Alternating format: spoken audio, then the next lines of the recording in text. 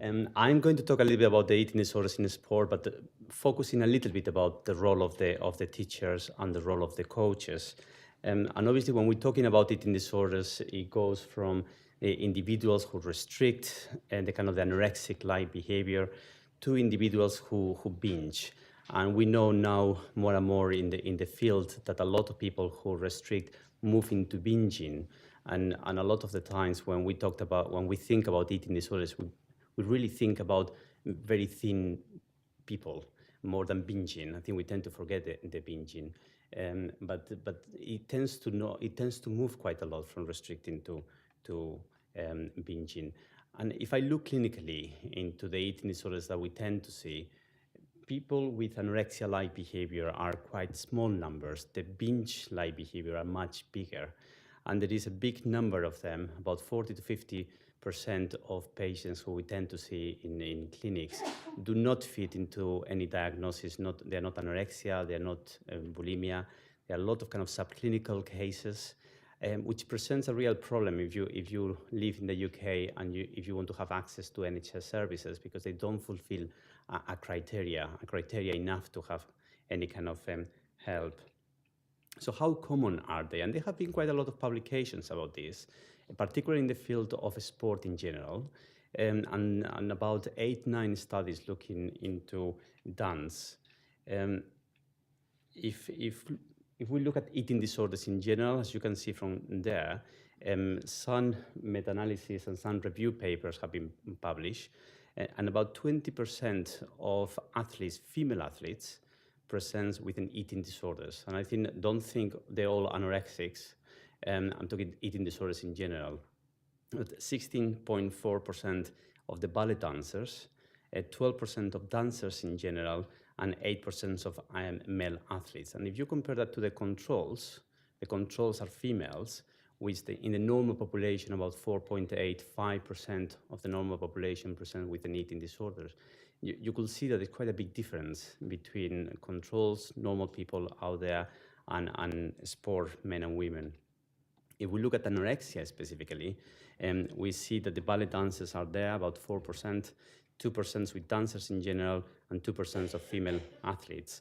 And again, the controls is about 0.5. The controls are female, and we know that anorexia in men tends to be much less numbers than anorexia in female, and that will explain a little bit into why there's hardly any kind of males athletes diagnosed with anorexia. If we look at bulimia, again, it's the female athletes ones, and the ballet dancer. The reason why the ballet dancer has gone to 2% is because a lot of the studies in ballet have been done in young people, and we know that bulimia tends to present more from the age of 16, 17, 18, so they don't tend to catch them there.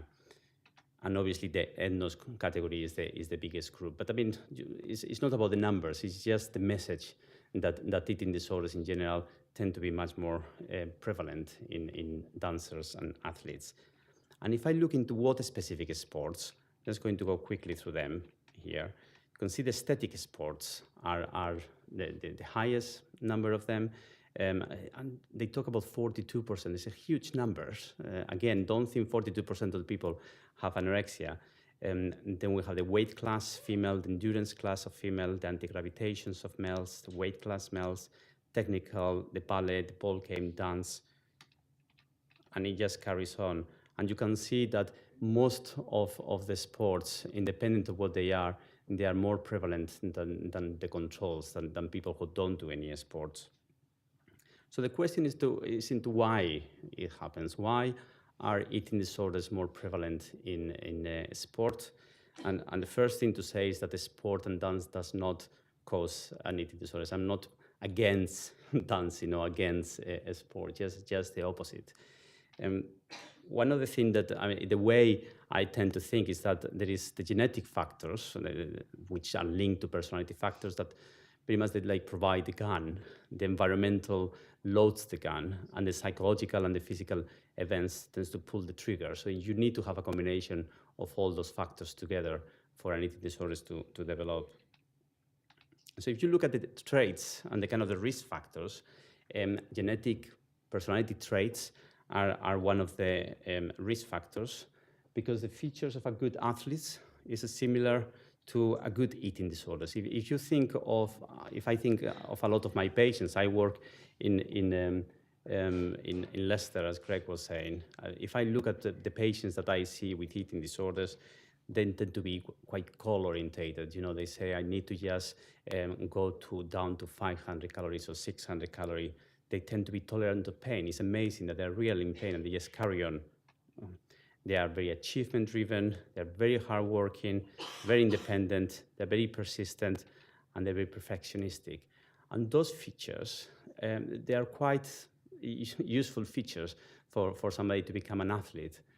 So the traits, the personality traits of sport people tend to be very similar traits of somebody who is a very good eating disorder patient.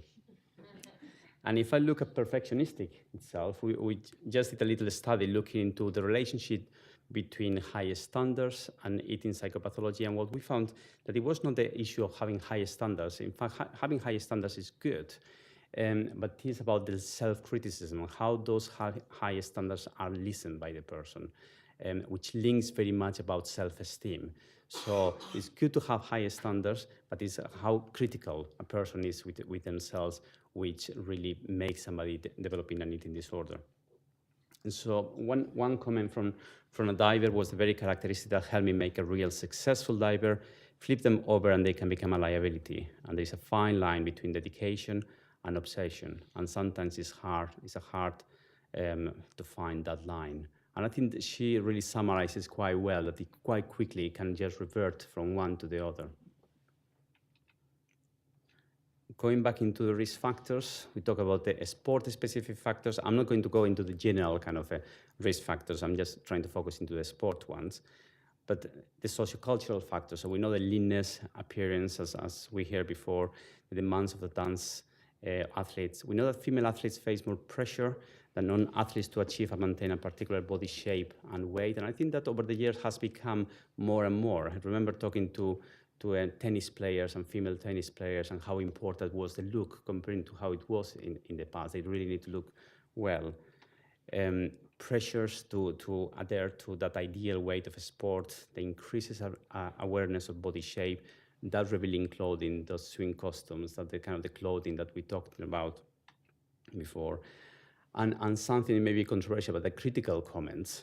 And again, looking into the critical comments, we looked at 74 dancers that we recruited through vocational dance training and colleges around the UK with a mean age of 19, who'd been dancing for quite a long time. And we asked them about eating disorder psychopathology, about how they remember, but whether they remember to have any kind of critical comments, and also what the self-esteem was like.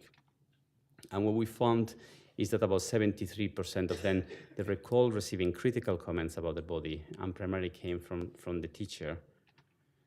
And those dancers who recall receiving a critical comment reported greater eating psychopathology than the group of dancers who did not. And I think you have to always be a little bit cautious with these kind of projects, because obviously the people who will remember, because it's about remembering, they tend to be the ones who may have had problems with the eating and body shape and so on. But I thought it was quite an interesting thing, and I think, there has been some studies in critical comments in the sport in general. This one was the first one in the dance specifically. Some comments from sport women. I saw people comparing to others. I knew that people were looking at my body, and that made me more conscious of it. And then is the issue of being all together. I did not eat, then my teammate did not eat either. There was an unspoken rule, if I eat what you eat, and preferably less. That competition, we know that a lot of people with eating disorders tend to be very competitive. I have a big regional unit, and I tell you, they really compete to be the thinnest. And they are so very unhealthy kind of competition. So they can be quite competitive in the wrong way. And then we have the precipitating factors and the biologicals. Again, we know that most athletes who have suffered an eating disorders, they start by dieting. And again, linking with the previous presentation, I think we are very well aware that people lose weight before doing any competition or so on. But it's about the way they do it I think that's quite important. I think I was quite pleased to hear how regulated it is and so on. So I think that works quite well. And obviously, it's the psychological factors, events that may affect them. And for me, this is one of the most important things. Anything that affects the self-esteem, everything that affects the sense of control, anything like injury. I must say, most of the people who I see in my clinic are athletes or dancers who have injured themselves. And they lost that kind of sense of control, and they need to take that control back in some way. Change into a new environment, you know, if you are a foreigner and you just come to this country, you don't have any kind of support, the kind of changes they feel a little bit out of control of that, any poor performance, so anything that can affect the self-esteem can be an important kind of precipitating factor for starting an eating disorders. And something that I always go on and on about, because last time in the Birmingham conference, some of you may be there, I talk about identity. And I think that's something that sometimes is forgotten, because identity is quite an important part. The dance and the sport as an identity, the pursuit of success in the dancing or in the athlete can be tied up very much with the identity of who they are. Mainly if they started training or dancing since they are a very young age. And I always talk about the pie of life, into what is in people's life in general. If you think of yourselves into what is in your life, and you may have friends, family, partners, hobbies, studies, sport, whatever you want to put that, and that keeps you regulated in a way. If you think of somebody who is a dancer or a sport person, that dance or that sport can really feel quite a big part of that pie of life. The more into competition you are, the bigger it's going to eat. I remember when I was just putting the pie of life at the Royal Ballet and the dancers were saying, my pie of life is full of the dance. It's only one color on that. And obviously what happens is that if something happens to that chunk of you, that can be taken by the eating disorders quite quickly. I'm not saying that happens all the time, but usually there is nothing else that supports you, that keeps you into place. It's much easier for the eating disorders to start and to take place.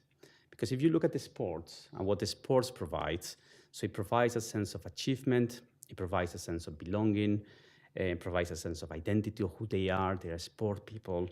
It helps the stress. You know, we know that the sport is a great way of trying to reduce stress. It's a great way of blocking negative thoughts. It helps to control the weight, of course, and provides a structure of life. We have here today, you know, the structure that people have. It really provides a part of your life of how you play. And the eating disorders, if you think of that, it just provides a very similar thing. It provides a sense of belonging. It's quite amazing to see that a lot of people with eating disorders, they you know, nowadays more and more with chats, with the internet, the pro-ANA kind of websites and so on, they start belonging to a group. And when people have been suffering from eating disorders for a long time, they really have difficulties in trying to get rid of it. And they will say, if I'm not somebody with anorexia, I don't really know who I am. And I think it reminds me very much of somebody who's a sport person. It helps, you know, it's a great way of blocking your thoughts. If you're thinking about dieting, calories or whatever, you don't really have to think about the real issues. Obviously, it helps you to control the weight. Obviously, it provides a structure of life to live. I mean, from the moment they wake up, they start thinking about the calories, the breakfast, blah, blah, blah. It provides a sense of achievement. And that's quite an important thing. You know, if you retire from the sport, you need to find something that it will give you a sense of achievement in the same way. And I think we hear that before, you know, whether you train as a physio or whatever, you really get a sense of achievement of doing something that is really useful. If you don't have anything of that and your pie of life is quite empty, the eating disorders really can provide a sense of achievement. I started going to the gym, I started to running more and more and more, and it just goes in the wrong way. So just to summarize what we have obviously the personality factors that I said before, the environmental factors that are mixed, the identity, the psychological and the loss of control, and the biological factors. So not everybody who has one of them will suffer an eating disorders, but the combination of those three things, a little bit in the middle, they are much more at risk of developing an eating disorder. So what do I need to do when I think like that? Obviously, from the point of view of personality, is nothing I can do about it. Personality traits are there. It's very difficult to change them. But environment, we can do a lot of things about the environment. And I think it was nice to hear again in the previous presentation that you have done quite a lot about the environment.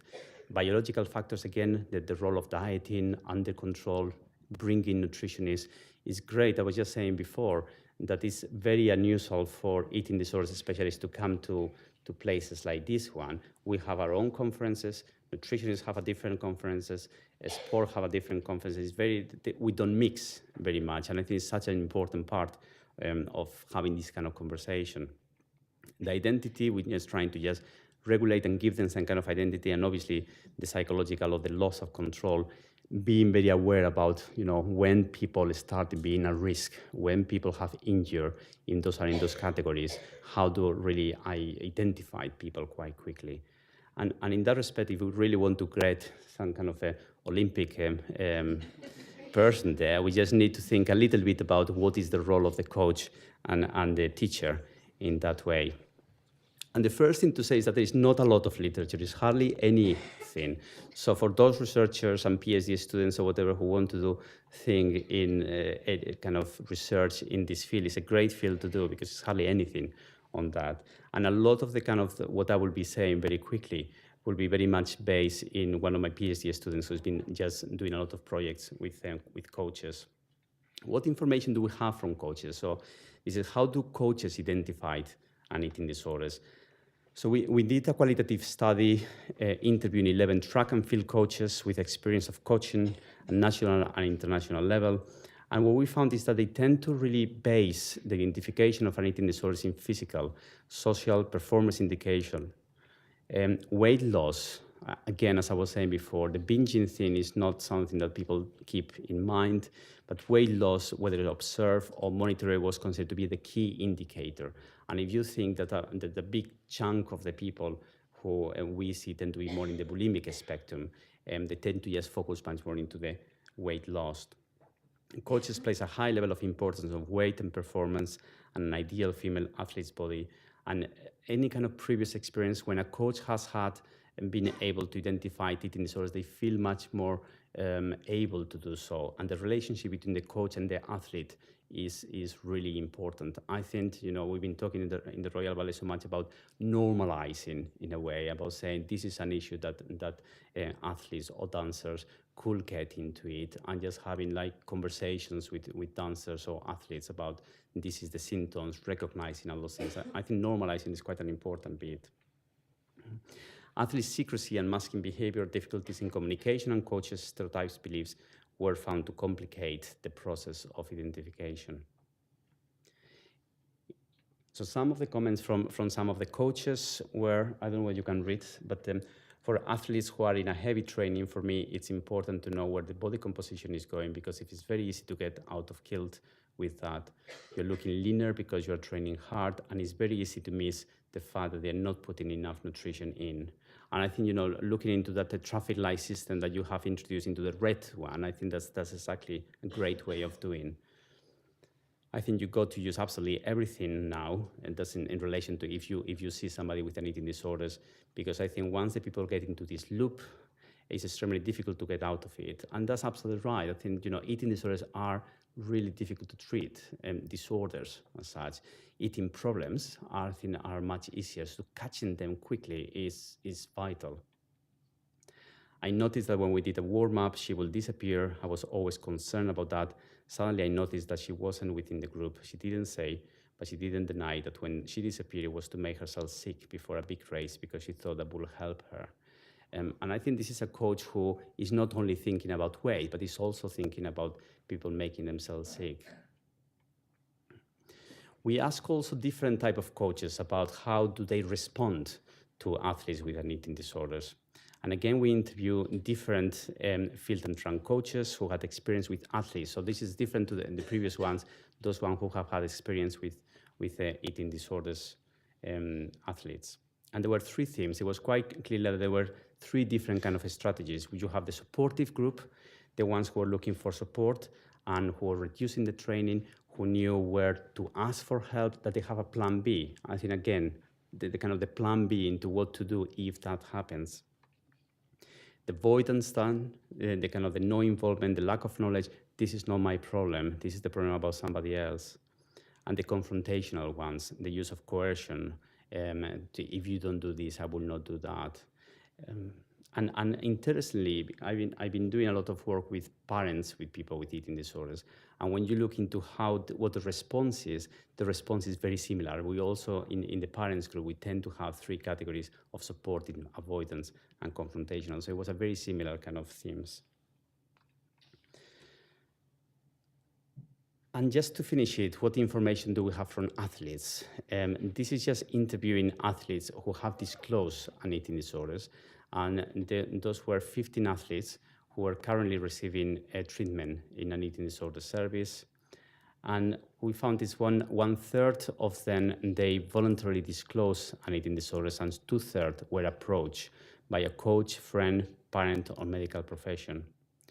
Those ones who disclosed was mostly commonly directed to the teammate and the coach. It shows, that you are in a great place. Those coaches and teachers, they're in a great place to disclose you, to just be open with that. And athletes who were approached described more negative experience, highlight the lack of understanding and empathy for those inquiring. So it's okay to approach people, but I think you have to have a plan B. I think if you approach them and you feel really stressed and anxious, something needs to be done, that is not going to be very helpful for them. And again, that's a very similar thing that non-athletes have been saying. Mm-hmm. And athletes identified a series of barriers about disclosing. We're asking them into what put you off from asking for help. And those are some of the barriers. So once the practical barriers, the kind of the uncertainty about where to seek help, where to go for help, the logistical part of going for help. I know that where I work at Loughborough University, the service is in Leicester, it takes about 40 minutes. If you are involved in therapy, that takes every week therapy of going there. Practically, how does that work? And one of the comments from an athlete, an ex-athlete, was I remember asking for funding from the government body, because again, I was 16 and 17, not earning a lot of money, and they say no, they couldn't fund it, which I thought, now I sit here and think that's terrible because I really need help, and they couldn't fund that. And I know that the eating disorders is not funded, so they have to go through NHS, and I know in the dance world we've been having quite a lot of difficulties in relation to that. The psychological barriers, the anxiety about talking about the eating disorders, the fact that a lot of people are not motivated to change. Ambivalence and eating disorders goes together. A lot of the people are not motivated. They are in 2 minds about it. And what kind of support is there? Again, another kind of comments. It still took me about a year once I found the place, and it's talking about somebody who's gone to a specific place for help with eating disorders. Actually walking, I was registered to the website for 3.5 years, and I only know that people hear about a year and a half. So people, and I put that quote because it's male. It's not only about females. There are males there as well. We tend to see quite a lot of males in the clinic as well. The involvement of the coach. It has been a clear positive. I mean, the feedback from the ex-athletes was quite clear. It was a positive inclusion. Getting them involved and from the treatment point of view, getting them involved when treatment is finished, going back to the sport is absolutely vital. So one of the comments, he always asked like how I was feeling and how my eating was going and where I was feeling tired. And he asked more in the sessions like, I'm having any pain anywhere. He was a lot more aware. And I found that very helpful. And I found that he cared a lot, and it helped me that he showed that he cared and that he understood that there was a problem. We arranged a meeting with my coach to figure out how to get back to training, and then I felt a bit more confident, and they were talking a little bit more seriously. I mean, linking, and I think, part of this is our problem. I think when you come to services, athletes tend to just come to services. They don't relate at all with any kind of the coaches or any kind of nutritionist, and going back to training, and that becomes quite complicated. Mm-hmm. Okay, so in summary, eating disorders are more common in athletes. They have been linked to critical comments, but again, we have to be careful with that. The coach role is important. helping disclosing by approaching athletes and knowing what to do is vital. The positive involvement of the coach in the treatment program, I think, is something that we need to look into, how we involve them. Athletes where coaches were part of the treatment appear to be more motivated. Where coaches involved in the treatment was easier to transition back to the sport. And the interesting thing is that when we're trying to do this in a quantitative way, the number of athletes in eating disorder services was really, really small. So I started by saying the prevalence is very high, but when you look at clinics, there's hardly anyone. Where are they? They don't come to services. So the take-home message, just to finish, Greg, is one, be aware of when athletes get injured or when the circumstances change, when they feel out of control, particularly if they are in this kind of categories of people at risk.